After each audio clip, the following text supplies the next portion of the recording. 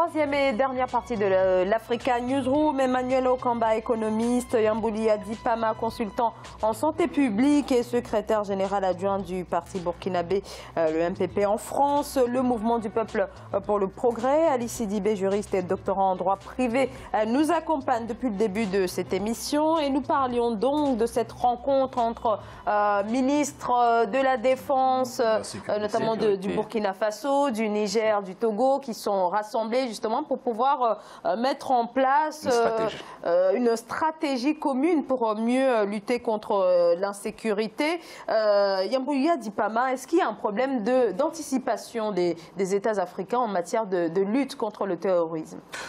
Alors tout à l'heure en off, on a quand même évoqué la question du renseignement, qu'au jour d'aujourd'hui, on ne peut pas véritablement parler d'un service de renseignement efficace, un échange entre les différents États, notamment d'Afrique de l'Ouest. Est-ce que... Non, moi je ne pense pas qu'il y ait un défaut d'anticipation de quelque chose. Hein. Il faut déjà regarder la physionomie de ces groupes-là. Ces groupes-là ont une meilleure capacité d'intégration dans la sous-région. C'est-à-dire que quand on prend cette bande-là, cette même population passe du Mali au Niger en passant par le Burkina, ça veut dire que quelque part, eux-mêmes, ils ont trouvé les limites de l'intégration des États. C'est-à-dire qu'ils ont permis une meilleure intégration, ils ont une longueur d'avance sur les États. Donc ça veut dire que les États ne sont pas préparés Oui, il y a déjà cela, donc il y a le risque sécuritaire, il est là, mais le terrorisme, le djihadisme, il est lié à quoi? Ce sont des revendications. Donc quelque part, c'est-à-dire qu'il faut avoir une gestion politique de ces crises-là. Et ça, ce n'est pas le Burkina qui va gérer la question politique d'une crise ou d'une velléité au Mali et autres. Donc, il faut tenir compte aussi de ces réalités parce que ces revendications djihadistes répondent fondamentalement à des aspirations voulues par ces gens qui terrorisent. Donc, il y a un pan politique à prendre en compte sérieusement. Ensuite, moi je crois que cette rencontre est une rencontre, pas de plus, non. C'est un des instruments en plus qui permet de renforcer cette coopération régionale et sous-régionale tant voulue. Il y a des exemples types. Hein. Au Nigeria, par exemple, avec le Cameroun par rapport à Boko Haram et le Tchad, ça n'a pas les mêmes retombées que le G5 qui vient de naître et qui a encore certaines difficultés d'intégration, de financement. Il suffit de prendre le Burkina, le Mali, le Burkina, le Niger ou le Mali. En termes d'indices, IDH, ce sont les pays les plus pauvres déjà. Et que quand ils s'organisent, ils ont besoin d'un certain financement. Donc non seulement il faut financer leurs armées, mais ils attendent l'aide extérieure pour pouvoir arriver à contenir une menace djihadistes qui se présentent dans ces pays-là, avec un recul bien évidemment de la France, de certains pays, parce qu'ils sont en train de retirer leurs soldats au sol, donc ils ont un accompagnement avec des drones et autres. Moi je crois que la meilleure façon de faire, je parlais de l'UA tout à l'heure, moi je crois qu'il faut renforcer les espaces régionaux ou sous-régionaux avant d'arriver à une Afrique unie, une stratégie commune. Par contre, on peut avoir une vision nette sur la sécurité que l'on veut. Cette notion d'anticipation répond à des crises politiques internes souvent mal gérées. Et il faut en tenir compte véritablement. Ali Sidibé, Yamboulia Dipama dit finalement qu'il n'y a pas forcément un manque d'anticipation. Est-ce que vous êtes d'accord avec ça? Non, négativement, je ne suis pas du tout d'accord avec ça. Le problème d'anticipation ne se pose pas. S'il s'agit de s'organiser, les Africains, ils ont commencé bien avant tout le monde. On parle de l'OIA de 1963, qui est plus vieille que l'Union européenne. Donc, il y a CEDEAO, il y a CEMAC au centre, il y a l'UEMOA. Les instruments existent, il faut le reconnaître. Mais ce qui n'est pas là, c'est l'application de ces instruments-là. C'est la mise en œuvre des recommandations, c'est la mise en œuvre de tout ce que nous avons créé. Donc pour moi, ce qui s'est passé en 2012 en République du Mali, juste pour faire une petite histoire, parce qu'aucune nation du monde n'a souffert du terrorisme à part la Syrie, que le Mali, en ce que je sache en Afrique. Parce que les djihadistes, quand même, ils étaient installés, ils ont coupé les pays en deux. qui a duré 1 an, on coupe les mains, on coupe les pieds, on tue tout ce qui passe.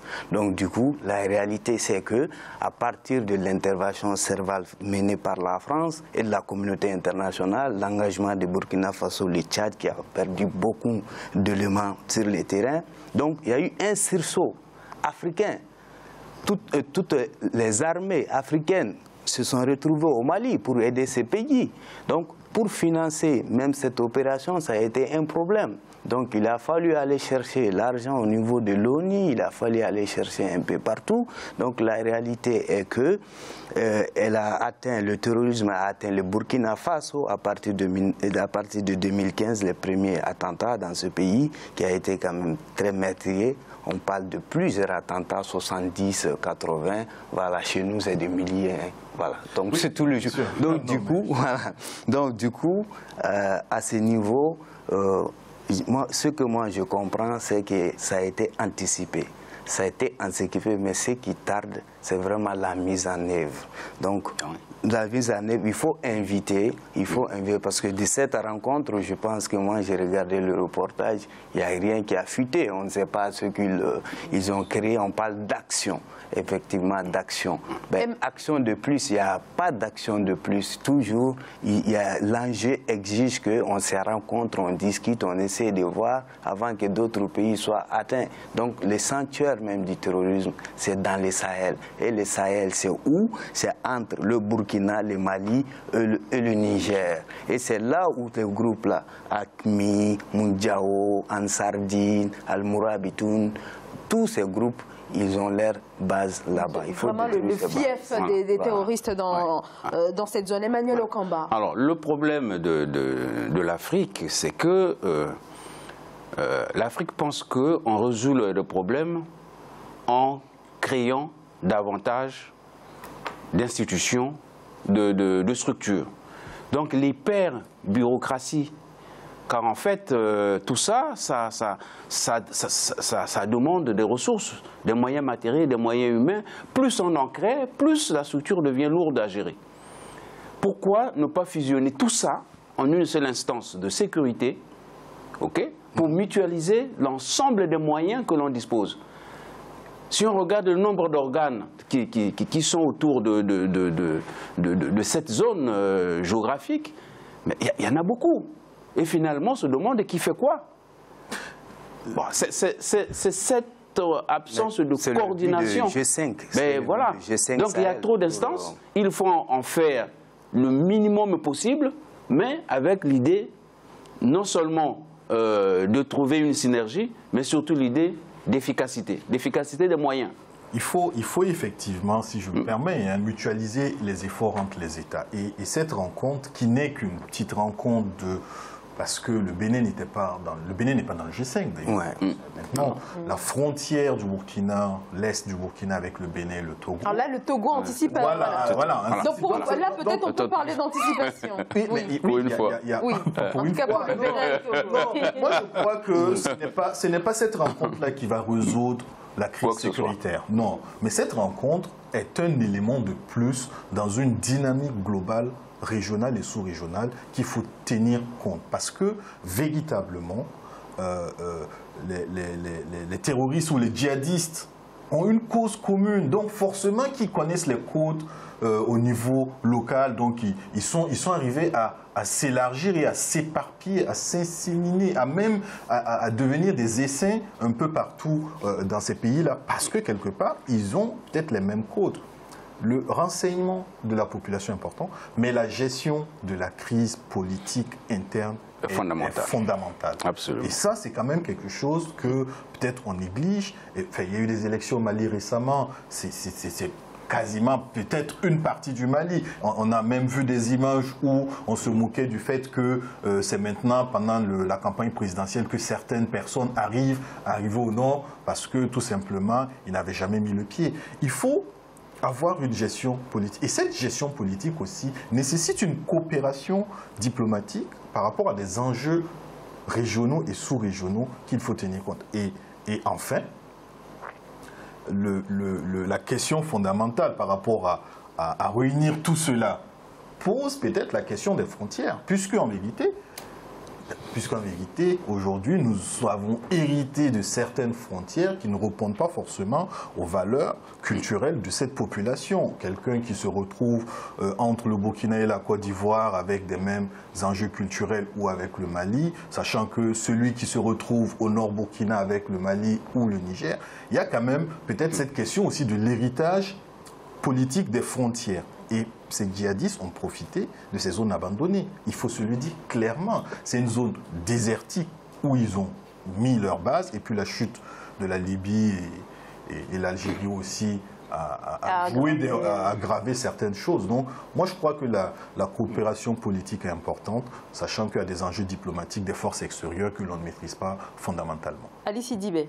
La chute de la Libye n'a pas aggravé, la chute de la Libye a créé. L'origine. Est-ce que vous voyez, voilà, et à l'origine directe de tout ce que la conséquence directe de l'insécurité au Sahel, ça vient de la chute de Muammar Kadhafi. Sachant, non, c'est pas pour vous contredire, sachant qu'il y avait déjà des Touaregs à un moment donné, avant que Kadhafi. Oui, alors c'est notre exactement. Voilà. Le problème Touareg, ça date depuis 1960, ça c'est une rébellion. Voilà, la fameuse. Voilà, donc il y a plein de petites choses comme ça.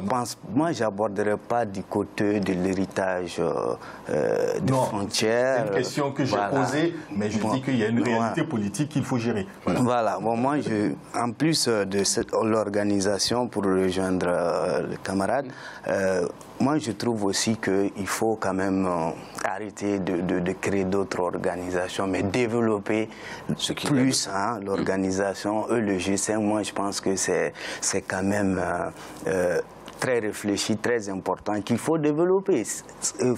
Conjoncturer nos efforts pour sécuriser et développer.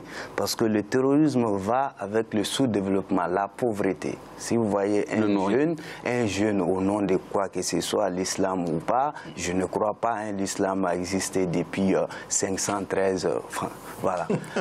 On ne connaissait pas le terrorisme, donc il est là, il est né aujourd'hui. Donc pour moi, c'est lié au développement.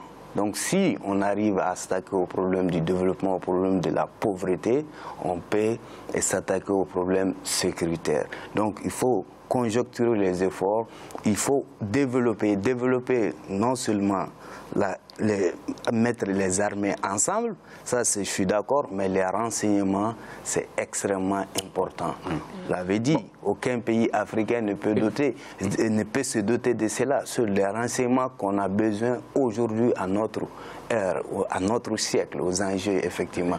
Donc, et puis pour terminer, je pense aussi que le problème des armées africaines peut se poser. Il faut quand même reconnaître que nos chefs d'État, ils sont assez réticents quand même pour développer leur armée, peut-être d'une crainte des renversements, voilà, dont nous, en tant que Maliens, on peut se réclamer d'avoir un CV assez lourd dans ces domaines. Donc, les armées, la formation manque, les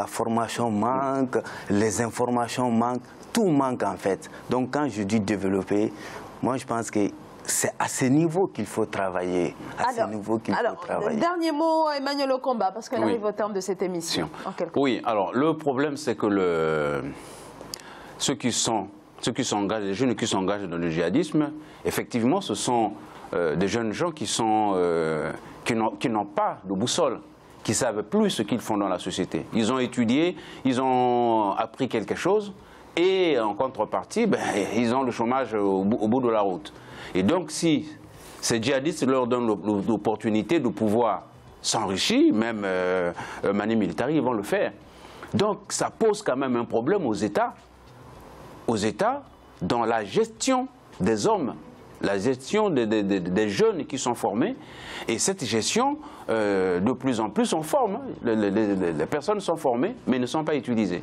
Donc, quand vous ne le faites pas, vous nourrissez tout simplement les forces de rébellion et de contestation. Donc, on a bien compris donc, que la réponse ne devait pas être que militaire. Alors, on devait évoquer aussi le cas de la Somalie, donc cette fois dans la corne de l'Afrique, mais en tout cas on en parlera bien sûr demain. Donc là aussi ça pose beaucoup de questions, des questions quand même qui restent sensiblement similaires à celles qui se posent en Afrique de l'Ouest. En tout cas, fin de cette émission. Merci à nos invités. Emmanuel Okamba, je rappelle que vous êtes économiste. Ali Sidibé, vous êtes juriste et doctorant en droit privé à l'Université Paris 1 Panthéon-Sorbonne, chercheur à l'Institut de recherche juridique de la Sorbonne. Yambouli Adipama, vous êtes consultant sur les questions de santé publique et également secrétaire général adjoint du parti burkinabé, le MPP, en France. Et merci à vous, bien sûr, de nous avoir suivis. Merci de votre fidélité. Je vous retrouve demain. Bonsoir.